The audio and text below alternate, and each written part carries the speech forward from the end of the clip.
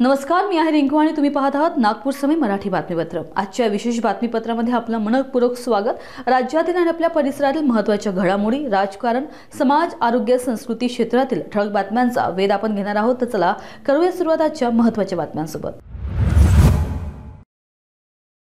आंध्र प्रदेशमधील अल्लुरी सीताराम राजू जिल्ह्यातील मारीदुमिल्ली येथे पोलीस आणि माओवादी यांची सकाळी 6 ते 7 च्या दरम्यान जोरदार मुठभेड झाली। या मुठभेडीमध्ये सर्वोच्च माओवादी नेते हिडमा आणि त्याची पत्नी यासह एकूण 6 माओवादी मारले गेले आहेत। पोलीस महानिरीक्षक हरीश कुमार गुप्ता यांनी सांगितले की सध्या व्यापक तपास आणि शोध मोहीम सुरू आहे। ही घटना राज्यातील माओवादी चळवळीसाठी मोठा धक्का मानली जात आहे।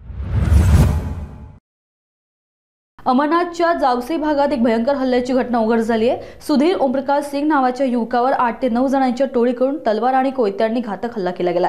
यामुळे त्याचे हात, पाय आणि पाठीवर गंभीर जखमा झाल्या आहेत आणि त्याला उल्हासनगरच्या रुग्णालयात दाखल करण्यात आले। घटना संपूर्ण सीसीटीव्ही कॅमेऱ्यात टिपली गेली तर हल्लेखोर मोटरसायकल घेऊन तात्काळ पळून गेले। पोलिसांनी अंबरनाथ पश्चिम ठाण्यात प्रकरण नोंदवले असून टोळीचा शोध घेण्याचे काम सुरू केले आहे। या घटनेमुळे स्थानिक नागरिकांमध्ये भीती आणि असुरक्षिततेची भावना निर्माण झाली आहे।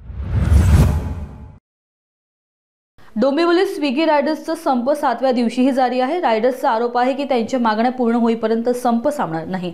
मनसेने स्विगी व्यवस्थापनाला कडक इशारा दिला आहे आणि म्हटलं आहे की रायडर्स सोबत न्याय करा, नाही तर आंदोलन आणखी तीव्र होईल।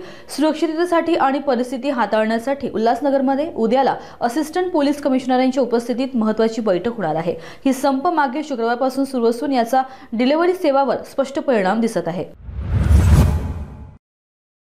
नागपूर शहरात छत्रपती शिवाजी महाराज भवनाच्या बांधकामावर वाद वाढलाय। शिवछत्रपती युवा संस्थेचे संस्थापक अध्यक्ष महेश माने म्हणतात की हे भवन वन विभागाच्या जमिनीवर पूर्णपणे कायदेशीर पद्धतीने उभारले जात आहे। मात्र शहरातले एका भूमाफिया बिल्डरने राजकीय फायद्यासाठी सरकारी जमिनीवर अतिक्रमण सुरू केले आहे, अशी तक्रार माने यांनी केली आहे।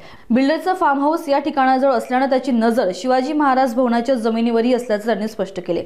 महेश माने आणि कार्यकर्त्यांनी जिल्हा कलेक्टर आणि मुख्यमंत्री वन विभागाला एक निवेदन देऊन नागरिकांना माध्यमांना याकडे सावधगिरीने लक्ष देण्याची विनंती केली आहे। आजच्या बातमीपत्रामध्ये एवढंच। देश, जग आणि तुमच्या शहराच्या ताज्या आणि विश्वासार्ह बातम्यांसाठी नागपूर समय बघत रहा। लवकरच आपण पुन्हा एका नवीन बुलेटिनसह भेटू। धन्यवाद।